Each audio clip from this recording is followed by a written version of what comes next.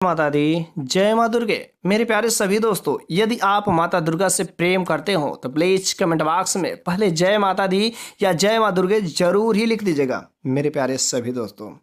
वैसे आज के वीडियो बहुत ही महत्वपूर्ण है। वैसे आज मैं उन वृक्षों के बारे में बात करूंगा जिन वृक्षों को मात्र इस नवरात्रि के समय में बस छू करके चले आना, यकीन मानो आपके जीवन की कैसी भी समस्या हो, चाहे शत्रु हो, चाहे कर्ज संबंधी हो, चाहे गरीबी की समस्या हो या दरिद्रता हो, नौकरी हो, व्यापार हो, संतान सुख हो, कोई भी ऐसी समस्या हो यदि आपकी पूरी नहीं हो पा रही है, अधूरी की अधूरी है, तो बस इस नवरात्रि के समय में, नवरात्रि के पावन पर्व में बस इन वृक्षों को छू करके चले जाना, क्योंकि इन वृक्षों में देवी देवताओं का अंश होता है। और नवरात्रि के समय में सभी वृक्षों की जो शक्तियां रहती है, सारी दैवी शक्तियां जो रहती बहुत ही चैतन्य अवस्था में रहती है, जागृत अवस्था में रहती है।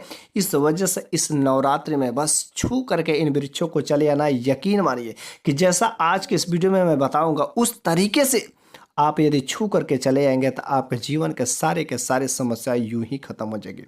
नवरात्रि के इस पावन पर्व में ये जो देव वृक्ष कहलाए जाते हैं, ये माता काली का स्वरूप होते हैं। हिंदू धर्म के रीति रिवाजों के अनुसार जो पेड़ पौधों की पूजा की जाती है, क्योंकि पेड़ पौधों में जो देवताओं का वंश होते हैं, देवताओं के अंश उसमें समाये हुए, क्योंकि ये हमें प्राण वायु देते हैं, ये हमें मुफ्त में ऑक्सीजन देते हैं और कार्बन डाइऑक्साइड को ग्रहण करते हैं। उसके साथ साथ अनेक प्रकार की कुछ ऐसी नकारात्मक ऊर्जाएं जो रहती है उनको भी अवशोषित कर लेते हैं और मुफ्त में हमें प्राण वायु देते हैं, जिसके बिना कोई भी प्राणी जीवित नहीं रह सकता।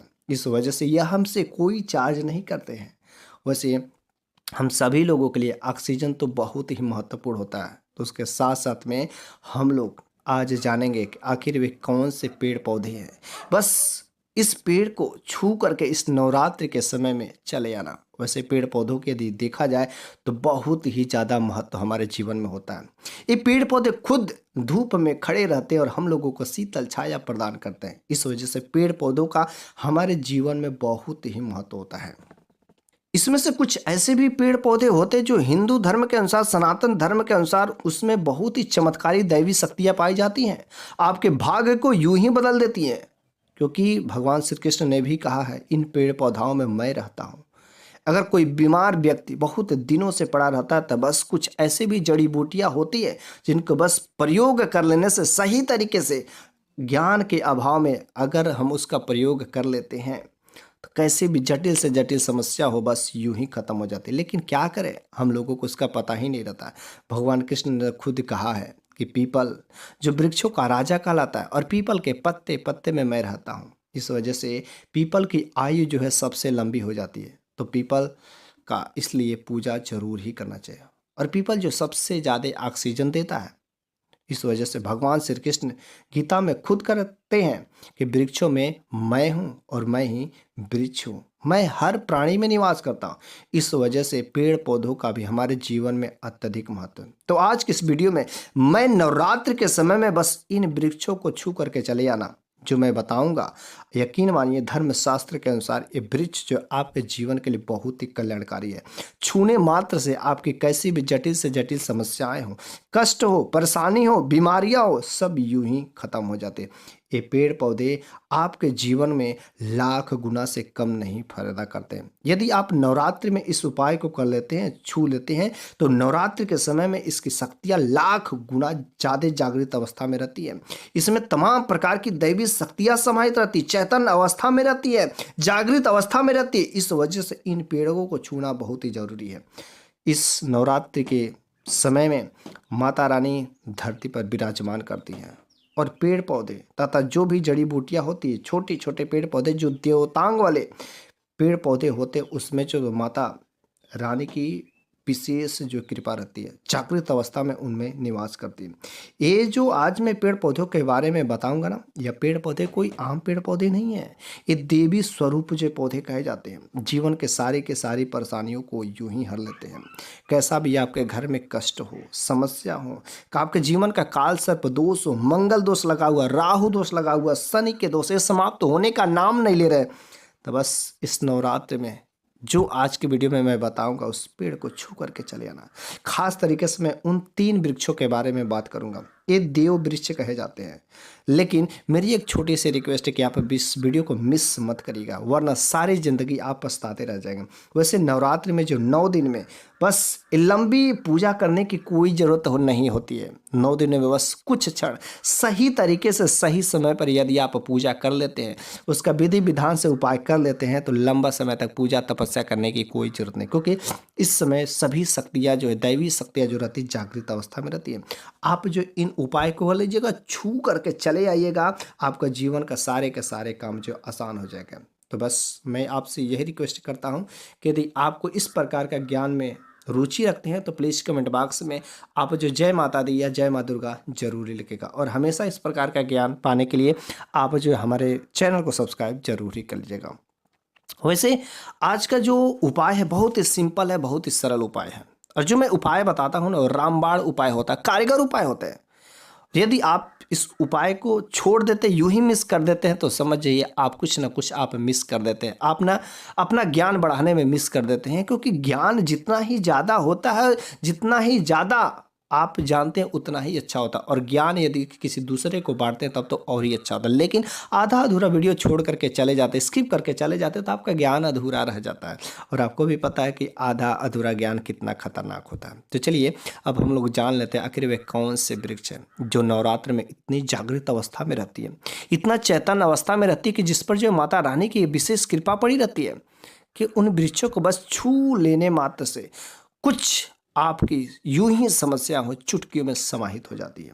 पहला नंबर का उसमें जो शुभ वृक्ष है वह है बेल वृक्ष। जी हाँ, आपने सही सुना, बेल वृक्ष। बेल वृक्ष जो होता है कि ऐसा माना जाता है कि माता पार्वती के पसीने से उत्पन्न हुआ था। स्कंद पुराण में भी ये वर्णित है कि माता पार्वती के पसीने से ही उत्पन्न हुआ था बेल वृक्ष। इस वजह से हमारे जीवन में बेल वृक्ष का बहुत ही ज्यादा महत्व है। बेल वृक्ष पर माता रानी का वास होता है। इसके डाली में माता पार्वती का, जड़ में जो ब्रह्मा का, तने में भगवान विष्णु का, तथा समस्त बाकी जगह पर जो भगवान भोलेनाथ का जो है वास होता है। संध्या काल में आप जो इस वृक्ष को छू करके जरूर चले आना। लेकिन उसके साथ साथ यदि आप जड़ में, इसके नीचे यदि आप घी का दीपक जला देते हैं, तथा घी का दीपक जलाते समय यदि आप माता रानी से अपनी विनती को, अपनी मनोकामना को लेकर के प्रार्थना कर लेते हैं, तो आपको धनवान, बलवान या कैसी भी मनोरथें हो पूरा करने से कोई नहीं रोक सकता।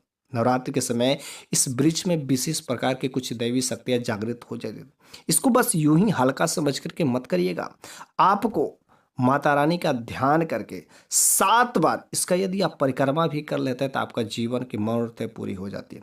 व्रत साधक यदि 9 दिनों तक व्रत करता हूं तो व्रत करने के दौरान भोजन नहीं करता है, जिसके वजह से उसके शरीर में हो सके थकान हो जाती हो, सुस्ती महसूस होती है, तो बस इस वृक्ष को संध्या काल के समय में जरूर छू करके चले आना।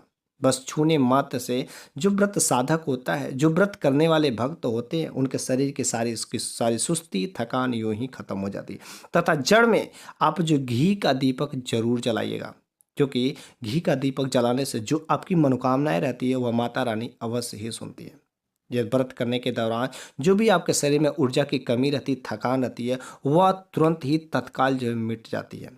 वैसे ऊर्जा को पाने से आपके जीवन में जो सकारात्मक को बदलाव होने वाले रहते हैं वो भी होते हैं। हाँ, व्रत करते हैं, आपके शरीर में आध्यात्मिक ऊर्जा का प्रसार होता रहता है, लेकिन जो हमारे शरीर को चलने के लिए तो वो ऊर्जा जरूरत चाहिए, वह ऊर्जा धीरे धीरे समाप्त होती रहती है, लेकिन आध्यात्मिक ऊर्जा आपके शरीर में बढ़ती है।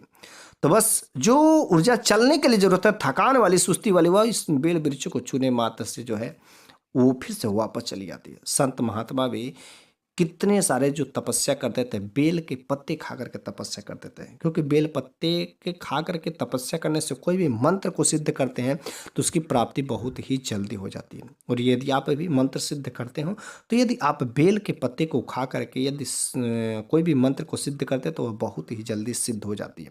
उस तथा साथ साथ यदि आप इस नवरात्र में इस जड़ को छू लेते हैं तथा जड़ में घी का दीपक जलाते हैं तो आपको घी का दीपक जलाने मात्र से आपको सिद्धि प्राप्त हो जाती है। सिद्धि प्राप्त होने का मतलब आपका कोई भी कार्य करेंगे, हर कार्य में आपको सफलता ही सफलता मिलती है। यदि आपके जीवन में बहुत अधिक दुख तकलीफ है, तो इसके जड़ में जो आप दूध जरूर चढ़ाइएगा। सिंदूर चढ़ाने से आपके जीवन की गरीबी यूं ही खत्म हो जाती है। वैसे 3 पत्तों में यदि देखा जाए तो त्रिदेवी, माता लक्ष्मी, माता काली तथा माता सरस्वती का वास होता है। अगर त्रिदेवी मतलब त्रिदेवी जिस पत्ते पर होती हैं, 3 पत्तों वाले पर ओम लिख करके, ठीक है, ओम लिख करके यदि चढ़ाया जाए माता रानी को, तो सारे के सारे आपके कार्य सफल हो जाते हैं। जो आपके कार्य में लंबे समय से पूरे नहीं हो रहे थे, विघ्न आ रहे थे, बाधाएं आ रहे थे, बस वह बाधाएं यूं ही समाप्त हो जाएगी।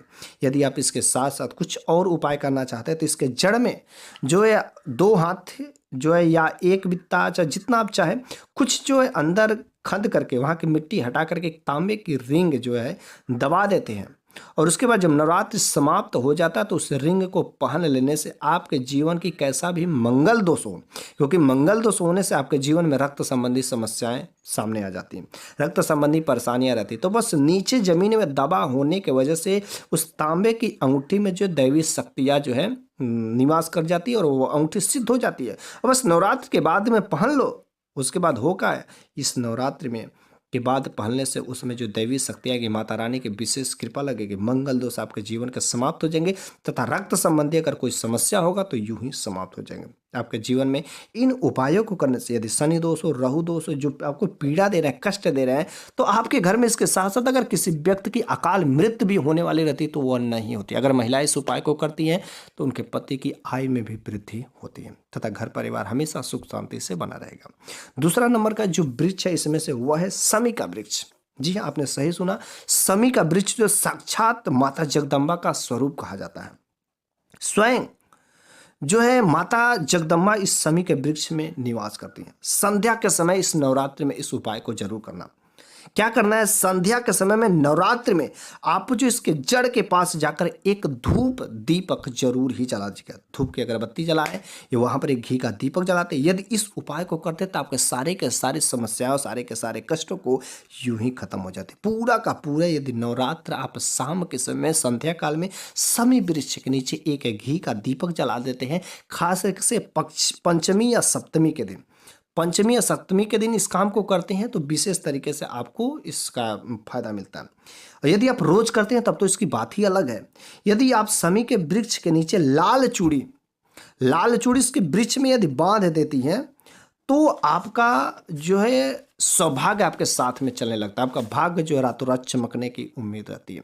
यदि महिलाएं इस काम को करती है तो सौभाग्यवती हो जाती है, उसके पति की जो है आयु जो लंबी हो जाती है। सिंदूर जो है चढ़ाने से आरोग्य जो अर्थात किसी प्रकार अगर कोई काम नहीं हो रहा तो उसको आरोग्य की प्राप्ति होती है। अगर कोई व्यक्ति जो है काफी लंबे दिनों से बीमार है, उसका बीमारी ठीक नहीं हो सके कुछ नकारात्मक शक्तियां हो, तो आप जो है उसके सिर पर से 7 बार सिंदूर घुमा करके यदि आप शमी के वृक्ष के जड़ में इस नवरात्र में यदि डाल देंगे तो यूं ही सारे के सारे रोग दोष समाप्त खत्म हो जाएंगे। और वह यदि आप भी निरोग रहना चाहते हैं तो आप इस उपाय को जरूर करिएगा। जड़ में सिंदूर बस डाल देने से आपका सारा का सारा रोग दोष समाप्त रहता है। यदि आप इस उपाय को करते हैं तो आपके जीवन में बहुत ही जल्दी जो है सकारात्मक परिणाम देखने को मिलता है। और यदि आप इसको शमी के वृक्ष को छू करके इस नवरात्रि में रोज यदि आप चले आते हैं तो बहुत ही अच्छा बात है। 7 बार छूते हैं आप, कुछ ना ज़्यादा बार नहीं छू, 7 बार बस छुइए और छू करके चले भी आते हैं इस नवरात्र में तो भी आपको इसकी मनोरथें जरूर ही मिलती हैं। छूने के साथ साथ आप जो एक मंत्र में जो आपको बता रहे हो इस नवरात्र में, आप उस नवरात्र में मंत्र को पढ़ते हुए यदि इस शमी के वृक्ष को छूते तो इसका परिणाम बहुत ही भयानक होता है। सारे के सारे आपकी मनोकामना यूं ही पूरी हो जाती है, दरिद्रता समाप्त हो जाती है। वह मंत्र है, ध्यान से सुनिएगा, मम मनोरथे पूरे मम दरिद्रता नाश। इस मंत्र को बोलते हुए आपको छूना है, दरिद्रता समाप्त हो जाएगी। नवरात्रि के समय एक यदि मूली धागा बांधते तो शमी के वृक्ष में तो माता रानी जो आपके साथ बंध जाती है, अर्थात माता रानी आपके जीवन से कभी भी वह जा नहीं पाएंगे। आपका हर प्रकार का कोई भी काम करेंगे तो मार्गदर्शन करेंगे। इसके साथ साथ यदि आप शमी के वृक्ष का जहाँ पर भी लगा होता है इसके जड़ की मिट्टी को ला करके, यदि आप व्रत नहीं कर पाते हैं, व्रत नहीं कर पाती हैं तो आप जो इस उपाय को कर लीजिएगा। व्रत करने का मन नहीं है, बीमार है, कुछ ऐसी अवस्था हो, किसी कारणवश यदि आप नवरात्र का व्रत नहीं कर पा रहे तो समी का वृक्ष जहाँ पर भी लगा उस वहाँ की जड़ की मिट्टी ला करके और इसे जब आप स्नान करने जाते हैं तो उस स्नान करने वाले पानी में डाल करके यदि आप स्नान कर लेते हैं तो व्रत के बराबर फल मिलता है। तो रोज 9 का 9 दिन इस काम को करना तथा इसके साथ साथ यदि ऐसा काम हमेशा करते हैं तो समझिए आपका भाग्य उदय होने से कोई नहीं रोक सकता। फूटी किस्मत को चमकने से कोई नहीं रोक सकता। आपकी फूटी किस्मत यूं ही चमक जाएगी। अगर आपके घर में माता लक्ष्मी नहीं आती, माता लक्ष्मी नाराज हो गई हैं, रूठ गई, अगर आप चाहते हैं कि माता लक्ष्मी का कृपा आपके ऊपर हो, माता लक्ष्मी का आशीर्वाद पाना चाहते हैं तो रोज इस मिट्टी को नहाने वाले पानी में डाल करके आप जो जरूर नहाइएगा। आपके जीवन की कैसी भी हो समस्या हो यूं ही खत्म हो जाएंगी तथा आपके जीवन की जो पीड़ा है, जो कष्ट है, जो आपके घर में नकारात्मक शक्तियां हैं, कोई भी सर्प दोष हो या कोई राहुकेत का दोष हो, कोई ग्रह दोष हो, यूं ही सारे धीरे धीरे यूं ही समाप्त हो जाएंगे। लेकिन अगर नवरात्रि में करते हैं तो इसका उपाय तत्काल मिलता है। तीसरा नंबर का जो वृक्ष है वह देव वृक्ष कहा जाता है। यह बहुत ही महत्वपूर्ण वृक्ष है। यह है जो तीसरा नंबर का वृक्ष है, यह है परिजात का वृक्ष। जी हाँ, परिजात का जो वृक्ष होता है समुद्र मंथन के दौरान यह उत्पन्न हुआ था, इस वजह से देव वृक्ष कहा जाता है। और देवराज इंद्र के नंदन वन में भगवान विष्णु ने स्थापित किया था। भगवान श्री कृष्ण ने मानव जन के कल्याण के लिए इस वृक्ष को धरती पर जो धरती लोक पर भेजा था। इसे लक्ष्मी का स्वरूप कहा जाता है क्योंकि माता लक्ष्मी भी जो समुद्र मंथन के दौरान ही उत्पन्न होती है और परिजात का वृक्ष भी समुद्र मंथन के दौरान ही उत्पन्न होती है। इस वजह से परिजात का वृक्ष जो है माता लक्ष्मी की बहन कही जाती है। आदि आप नवरात्रि का व्रत करते हैं तो कितना भी ज़्यादा थकान हो, पीड़ा हो, सुस्ती हो, कष्ट हो, व्रत करते हो, व्रत के दौरान यदि ऐसा आपको महसूस हो रहा है तो आप जो परिजात का वृक्ष को जो बस शाम के समय छू करके चले आना है, बस तत्काल शरीर की पीड़ा, सुस्ती, कमजोरी यूं ही खत्म हो जाती है। यदि इसके साथ साथ यदि आप परिजात के वृक्ष के नीचे घी का दीपक जला देते हैं तो जो आपकी मनोरथें लंबे दिनों से नहीं पूरी हो रही थी वो मनोरथें यूं ही पूरी हो जाएगी। घी का दीपक जलाने के साथ साथ आपको वहाँ पर बैठ करके उनसे प्रार्थना भी करना है कि हे देवी, आप तो माता लक्ष्मी की बहन है, कृपया आप जो है माता लक्ष्मी को हमारे घर में, हमारे जीवन में आने के लिए प्रेरित करिए। हमारे जीवन में अनेक प्रकार के कष्ट है और मैं इसी उम्मीद से मैं आपके पास में आया हूँ कि आप मेरी मनोकामनाओं को अवश्य पूरी करेंगे तथा माता लक्ष्मी का हमारे घर में आगमन जरूर ही करेंगे। इस तरीके से आपको उस पेड़ के, उस वृक्ष के नीचे बैठ करके, परिजात के वृक्ष के नीचे आपको इस प्रकार के बोलना है। यदि आप इस काम को कर देते हैं, 9 का 9 दिन अगर इस काम को कर देते हैं तो सारी की सारी समस्याओं से छुटकारा मिल जाएगा। इन उपायों को कुछ लोग हल्का मानते हैं, लेकिन हर प्रकार के उपाय में कुछ न कुछ चमत्कारी शक्तियाँ पाई जाती है। लेकिन आप इसको एक बार करके तो देखें। यकीन मानिए यदि आप सच्चे दिल से, सच्चे श्रद्धा भाव से यदि आप करेंगे तो 100% आपको इसका परिणाम मिलेगा। लेकिन बस आप इसे दे करके यूं ही इग्नोर कर देते हैं तो कहाँ से क्या होने वाला, कुछ नहीं होने वाला। तो आज के इस वीडियो में मैंने आपको 3 वृक्षों के बारे में बताया, 3 देव वृक्षों के बारे में। यदि आप इस नवरात्रि के समय में 3 के तीनों वृक्षों को छू करके चले आते तथा घी का दीपक जलाते, यकीन मानिए यदि साक्षात ब्रह्मा जी भी अगर आपको भाग्य को रोकना चाहे, आपके जीवन में माता लक्ष्मी का रास्ता रोकना चाहते तो वह भी रोक नहीं पाएंगे और आपके जीवन के सारी की सारी मनोकामनाओं को यूं ही पूरा कर पाएंगे। क्योंकि इस उपाय को करने से माता लक्ष्मी आपके घर पर, माता नव दुर्गा आपका साथ देने के लिए तन मन धन से खड़ी रहती है, आपके साथ चलने के लिए तैयार रहती है। आपका भाग्य आपके साथ चल पड़ेगा।